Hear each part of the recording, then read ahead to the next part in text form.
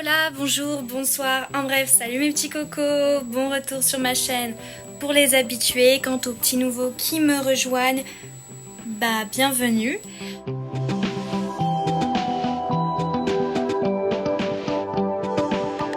il y a du son là en même temps, c'est au moment où je commence ma vidéo, c'est super, j'entends quelqu'un qui doit soit passer sa tondeuse, soit... je pose plus de questions. En tout cas, s'occuper de son jardin et faire un maximum de bruit. Et du coup, on fait avec, voilà. Donc c'est une petite vidéo rapide normalement aujourd'hui. Comme vous pouvez le voir, je tiens à la main ma caméra parce que je sais plus où j'ai mis mon trépied. Donc on fait à l'ancienne.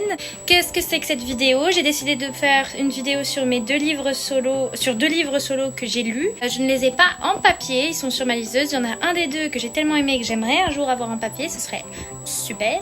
Et donc voilà. J'attaque avec le premier livre, celui qui m'a plu un peu moins à lire, mais que j'avais bien aimé l'adaptation en film. À vrai dire, j'ai d'abord vu le film, pour une fois. C'est très compliqué à partir de là pour moi d'aimer le livre, surtout à cette époque-là quand j'étais adolescente, parce que c'est pas un livre où il y avait grand chose de plus que le film. C'était une bonne adaptation cinématographique pour une fois. Et donc, je sais pas, j'avais déjà eu toutes les émotions en regardant le film. Donc en lisant le livre, je trouvais que c'était plus long et du coup j'étais moins dans l'émotion. Donc je crois pas avoir fini ma lecture, je ne suis pas sûre. Mais si c'est le cas, je m'en souviens pas du tout de ce que j'ai pensé de la fin. En tout cas, je sais que ça m'a beaucoup moins touchée que quand j'ai vu pour la première fois le film. Et donc le film en question, ça m'a donné envie de le voir parce que c'était des acteurs que je connaissais déjà de la série Divergente qui était adaptée en 3 films, alors que bon, le troisième ne respecte pas la fin du livre. Ça, c'est une mauvaise adaptation. Mais encore une fois, c'est des films que j'ai vus avant les livres. L'actrice Ashlyn Woodsey, je crois c'est, et lui, le garçon, enfin celui qui joue son frère dans les films de The Divergent, et ben dans ce film-là, ils jouaient des amoureux. Donc on était tous en mode, c'est un peu bizarre de voir des frères et sœurs jouer les amoureux, mais en fait ils n'étaient pas vraiment frères et sœurs. C'est juste qu'ils avaient le rôle dans les films précédents de frères et sœurs. Moi j'avais vu la bande d'annonce à moitié en anglais je crois et j'avais mon anglais approximatif à l'époque quand c'est sorti et j'étais là, comment ça la meuf c'est une grenade? Et en fait j'ai pas compris que c'était une métaphore une métaphore qu'elle disait qu'elle est une grenade, que le jour où elle explosera, tout le monde partira avec elle. C'était dans le sens où le jour où elle mourra, elle fera souffrir beaucoup de gens, donc elle essaie de limiter les dommages. Et donc c'est l'histoire de Nos étoiles contraires en français, The Fault is in Our Stars en anglais, écrit par John Green et traduit par Catherine Gilbert. Pourquoi je lui mets un accent anglais alors que c'est sûrement une française. Anyway, vous connaissez pas, si vous avez vécu sous un rocher et que vous avez jamais vu excusez-moi, mais le film ou quoi, et bien c'est à propos d'une jeune fille qui a eu des cancers. Je ne sais plus exactement d'où au départ, mais en tout cas maintenant ça s'est déplacé vers ses poumons quand elle était très jeune. Et là actuellement elle a 16 ans, sa maman elle estime qu'elle est un peu déprimée parce qu'elle sort pas de la maison, elle fait que lire le même bouquin et tout ça, mais c'est parce qu'elle est vraiment pas bien, parce qu'elle attend que son dernier jour passe, parce que c'est pas supportable une vie comme ça et qu'elle va pas à l'école, elle fait pas de potes et tout ça. Donc sa mère l'inscrit dans un groupe où des gens parlent qui sont soit des anciens, soit en train de subir des opérations de cancer et tout ça, et elle fait la rencontre d'Augustus là-bas. Augustus c'est un garçon qui a eu un cancer de je ne sais plus quoi, mais qui a fini unijambiste. Il a une prothèse maintenant sur sa deuxième jambe. Et il a un meilleur ami qui va subir une opération parce qu'il a un cancer de la rétine ou quelque chose du genre et qui va finir aveugle. Donc ils sont allés à ce lieu de rendez-vous pour que les gens cancéreux parlent. Et du coup c'est comme ça qu'elle fait sa rencontre. Lui il est tout de suite très intéressé par elle. Elle est en mode oula, va falloir te calmer parce que je vais mourir. Donc je ne suis pas l'héroïne d'un livre que tu peux aimer. Mais petit à petit il se ferait un chemin. C'est une romance assez triste. C'est clairement fait pour nous faire pleurer. Il y a du plot twist un petit peu parce que je me rappelle que j'étais grave surprise. Enfin, quand on lit ce livre et qu'on sait que c'est elle qui est malade, on s'attend à quelque chose et finalement il se passe quelque chose d'autre et c'est assez incroyable. Je n'en dis pas plus si vous avez vraiment pas vu. Pour ceux qui savent, vous savez, donc la petite larme à l'œil, vous connaissez. Et moi j'ai préféré les films. Le livre, il était bien, mais je pense qu'en fait je recommande de lire le livre avant de voir le film parce que comme ça on a plus accès aux pensées de Hazel et ça nous fait ça nous paraît moins long que quand on a connu le film et qu'on quand même les acteurs sont assez bons, le scénario est assez bon, on comprend très vite les émotions d'un chacun et tout. Donc voilà, ce serait ma recommandation. Après, c'est un must, c'est-à-dire que vraiment ce livre-là, il a connu un succès fou à l'époque où il sortait. Donc, il date de 2013 et en 2013, tout le monde en parlait. Le film, quand il est sorti, ça a encore plus rendu le livre populaire. Vous vous rappelez la chanson Boom Boom Clap, et bah ça vient de ce film-là. Et c'est toute cette période-là que tout le monde a soupé de ce film, mais c'est parce que ça a été un grand succès et c'est à juste titre. C'est un peu comme, je sais pas, comme N'oublie jamais ou les livres comme ça qui ont fini en adaptation, qui sont c'est des romances qu'on va dire très clichés à la base, mais au final tu finis avec le cœur brisé parce que tu t'y attends pas, mais en fait c'est du tragique un petit peu quand même.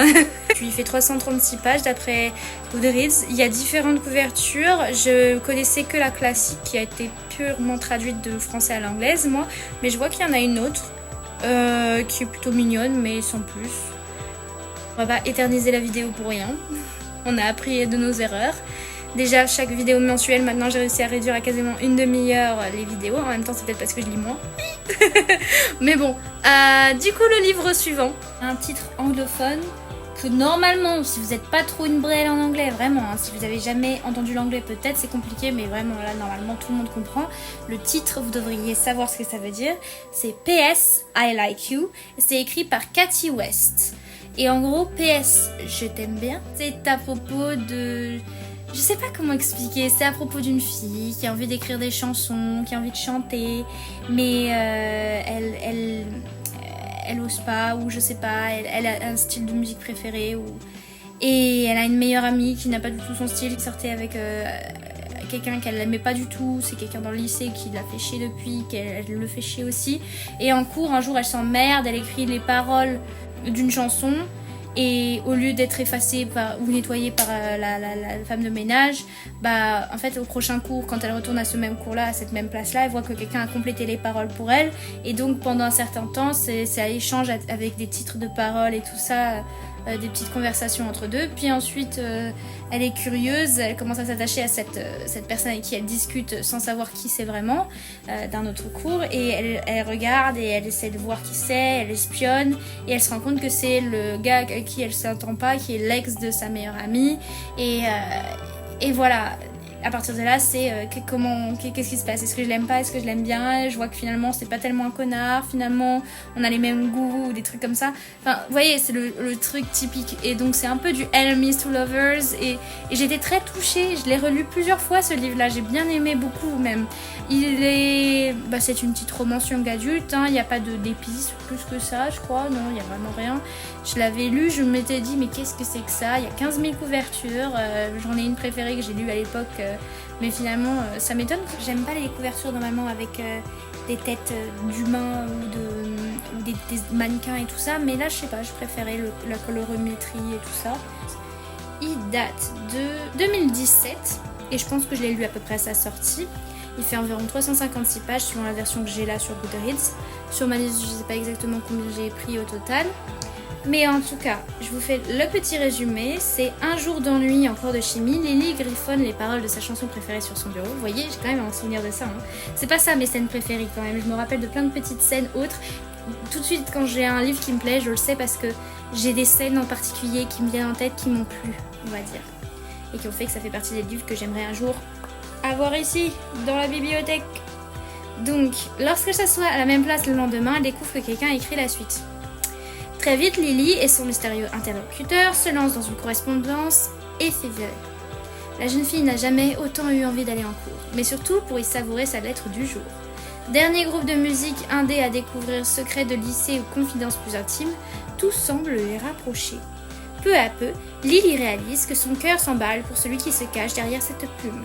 Mais alors que l'identité de son amour épistolaire se dévoile peu à peu, Lily va découvrir que certains cris du cœur devraient peut-être rester silencieux. Ah, c'est joli. Alors, nos étoiles contraires, c'était quoi le résumé? Je vais vous le lire rapidos. Hazel, 16 ans, est atteinte d'un cancer. Son dernier traitement semble avoir arrêté l'évolution de la maladie, mais elle se sait condamnée. Bien qu'elle s'y ennuie passablement, elle intègre un groupe de soutien fréquenté par d'autres jeunes malades. C'est là qu'elle rencontre Augustus, un garçon en rémission qui partage son humour et son goût de la littérature. Entre les deux adolescents, l'attirance est immédiate. Et malgré les réticences d'Hazel qui a peur de s'impliquer dans une relation dont le temps est compté, leur histoire d'amour commence. les entraînant vite dans un projet un peu fou, ambitieux, drôle et surtout plein de vie. Voilà.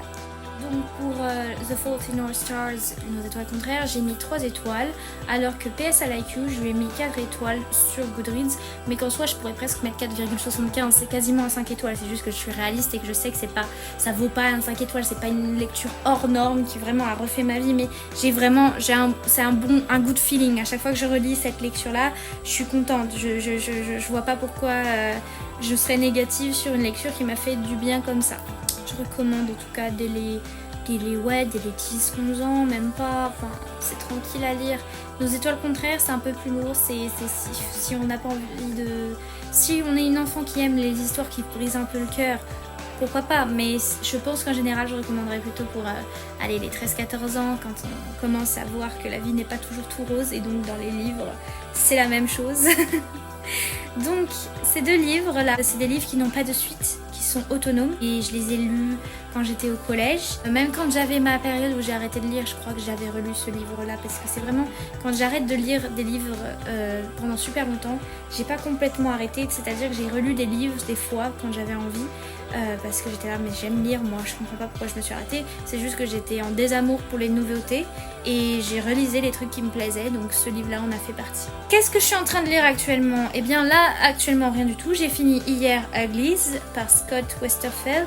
Et là je voudrais ce soir, enfin juste après que j'ai fini de tourner cette vidéo, avant d'aller manger et pendant que je mange, sûrement un peu après, je vais lire une petite nouvelle de Pittacus Lore qui fait partie de la série The Lost Files, de toutes les nouvelles qui complètent la série principale, L'héritage des Loriens, The Loric Legacies. Donc pour l'instant j'en suis à 0%, mais c'est un livre de 120 pages, donc je pense que je vais le finir soit ce soir, soit pile demain, mais enfin ça sera rapide à lire quoi. Comme d'habitude en fin de vidéo, là je viens de vous préciser ma lecture actuelle quand je ne fais pas des bilans mensuels où je suis obligée de parler de ce que je suis en train de lire au moment où je tourne la vidéo puisque c'est dans le thème.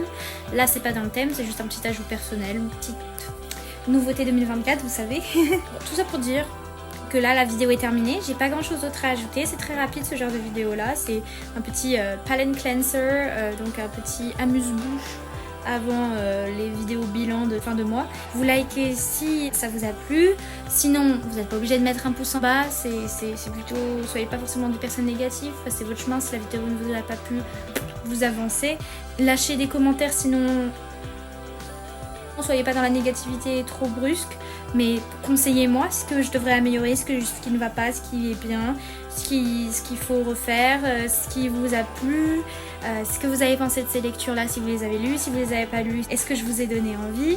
Et aussi je vous demande d'aller voir mon Instagram où je poste régulièrement toutes les lectures que je suis en train de lire dans mes stories quand je les ai finies, et que mensuellement je vous mets les couvertures que je préfère avec les notes que je leur donne à chacun des livres mensuellement. Et sur Goodreads, si vous allez sur Cam